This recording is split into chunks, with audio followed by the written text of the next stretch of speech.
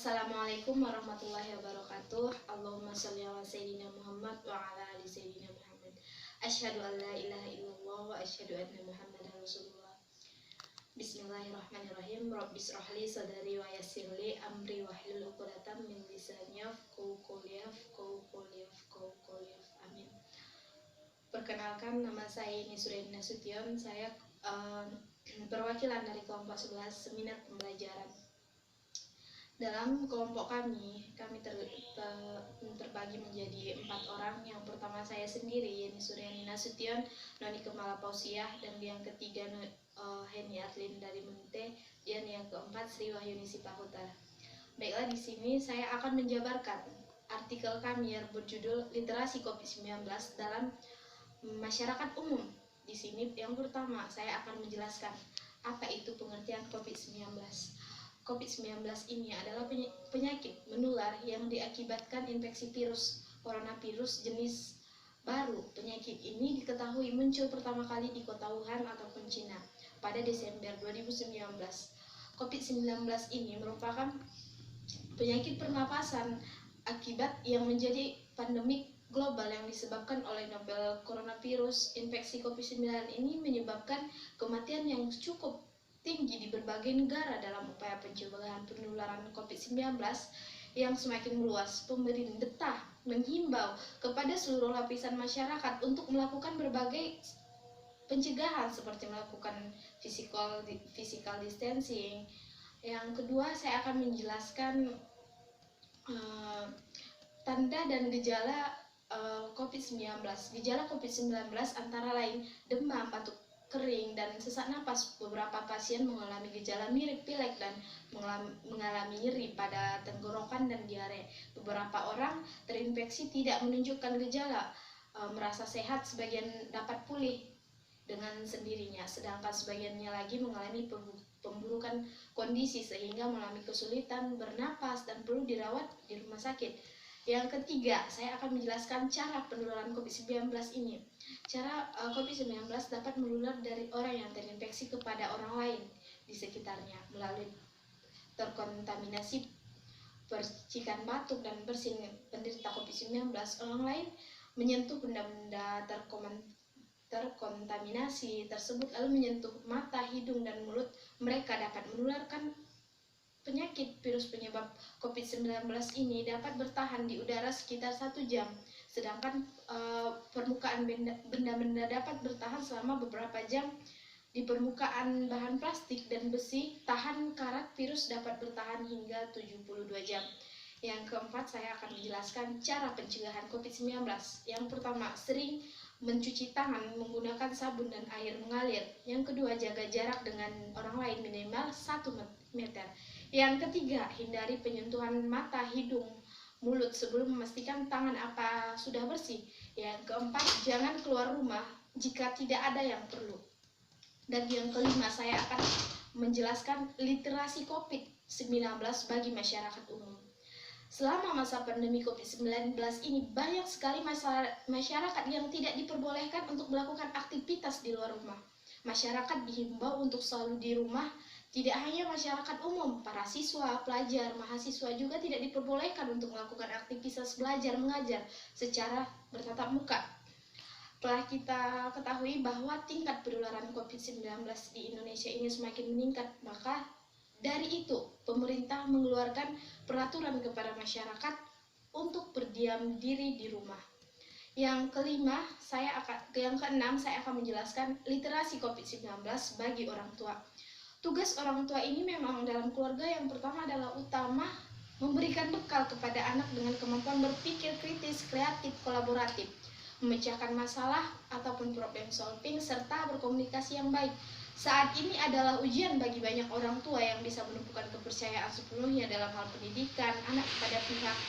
Literasi COVID-19 ini bagi orang tua sangatlah banyak sekali teka-teki di mana orang tua tidak bisa mengajari anaknya untuk belajar di rumah sepenuhnya karena banyak orang tua yang bekerja dari rumah. Baiklah, yang ketujuh. Di sini yang ketujuh, saya akan menjelaskan hasil literasi COVID bagi orang dewasa. masa pandemi COVID-19, banyak kebijaksanaan dibuat oleh pemerintah hanya untuk siswa belajar dari rumah, sementara di sisi lain, orang dewasa yang kemampuan literasinya minim otomatis semakin terpinggirkan. Semisal saat ini semua negara termasuk Indonesia sudah menerapkan belajar mengajar lewat virtual.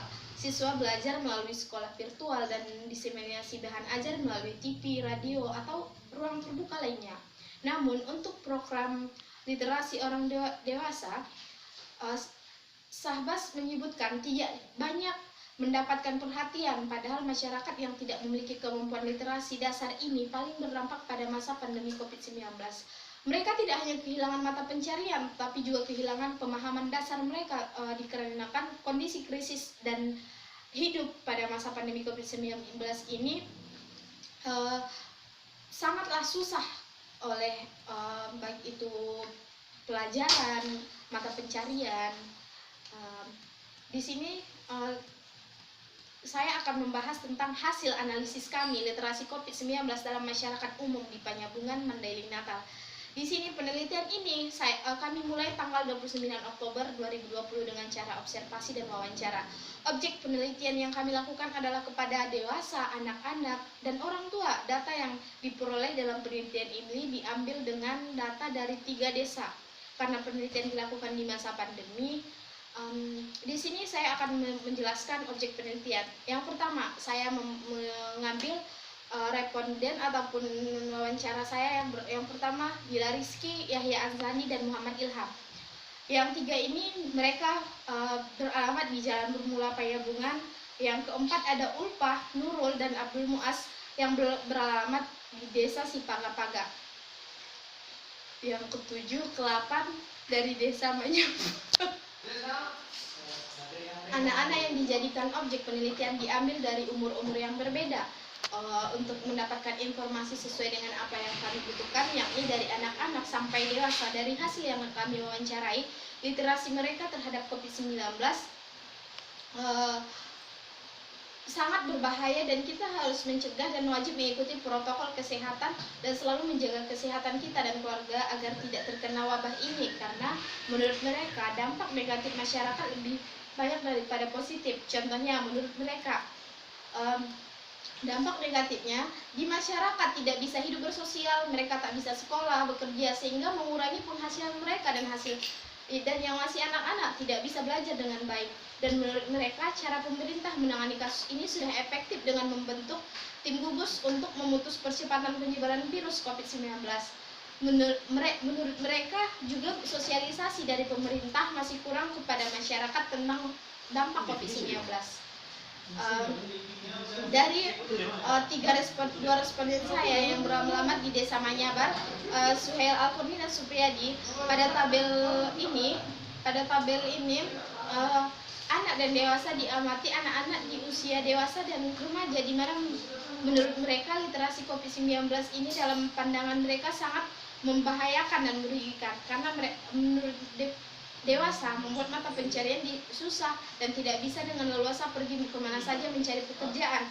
Dan juga kepada anak-anak, mereka seharusnya belajar dengan baik di sekolah, karena kalau belajar di rumah, orang tua tidak sepenuhnya bisa mengawasi dan mengontrol mereka. Dari hasil wawancara kami yang dilakukan dengan Abang Supriyadi di Desa Manyabar menyatakan bahwa COVID-19 ini sangat merugikan bagi mereka.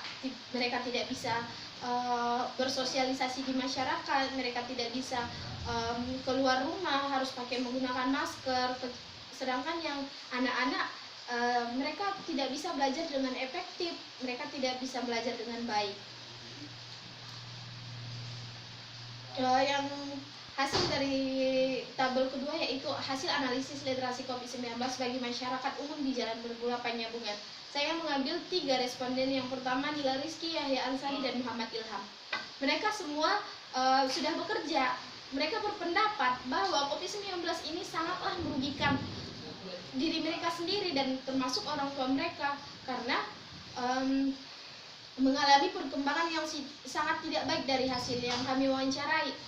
Hasilnya sangat banyak negatifnya dibanding positif. Mereka sudah mencari pekerjaan, membuat mereka harus bekerja apa saja yang ada, dan mereka tidak ada pilihan selain pekerjaan apa saja, termasuk bertani. Mereka tidak punya pilihan lain. Jika mereka tetap memilih-milih pekerjaan, mereka tidak akan dapat, karena banyak sekali yang kena PHK dan mereka memilih kerja apa saja. Dari yang tabel keempat, dari hasil analisis kami mengambil dari analisis literasi COVID-19 bagi masyarakat umum di Sipagapaga. Yang pertama Ulpah, Nurul, dan Abdul Muas. Mereka responden saya yang dari Sipagapaga, dari hasil observasi yang dilakukan di desa Sipagapaga, terlihat anak-anak sangat menyukai sekolah daring ini, dan sebagian ada yang tidak suka. Kebanyakan dari mereka lebih suka sekolah daring karena bisa bermain-main dengan kawan seharian. Itu yang membuat anak-anak lebih suka sekolah daring. Mereka tidak menyukai banyak tugas kalau sekolah berlangsung. Dan hasil dari wawancara kami ini disampaikan salah satu anak di desa Sipagapaga. Lebih baik sekolah daring, Kak. Sekolah daring enak dan tidak banyak pikir duit. Lebih baik bermain dengan dan membantu orang tua di ladang, Kak, dapat uang. Kalau sekolah banyak tugas, Kak. Itu ya dari yang kami kutip dari salah seorang murid. Baiklah, di sini pembahasannya situasi pandemi secara menyeluruh ini dialami oleh hampir seluruh berbagai negara di dunia, termasuk di negara kita sendiri, negara Indonesia. Masyarakat Indonesia, khususnya masyarakat umum, banyak sekali mengkonsumsi berita dan informasi yang mempunyai kaitan dengan wabah COVID-19 ini. Namun pada kondisi seperti ini, publik kerap bingung untuk memilih mana berita yang valid dan bersandar pada fakta ataupun berita bohong. Baiklah, di sini saya akan menyimpulkan apa yang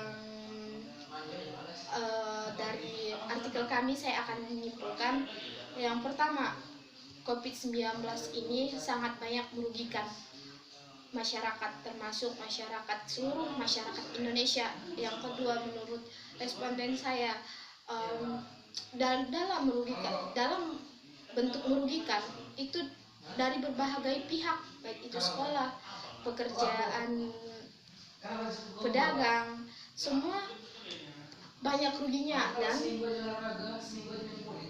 negatif lebih banyak daripada positifnya. Baiklah, sekian yang dapat saya sampaikan. Saya Yeni Suryani dari kelompok 11 seminar pembelajaran. Saya mengundurkan diri. Maaf jika ada kata-kata yang saya lah. Wabillahi taufiq wal hidayah. Assalamualaikum warahmatullahi wabarakatuh.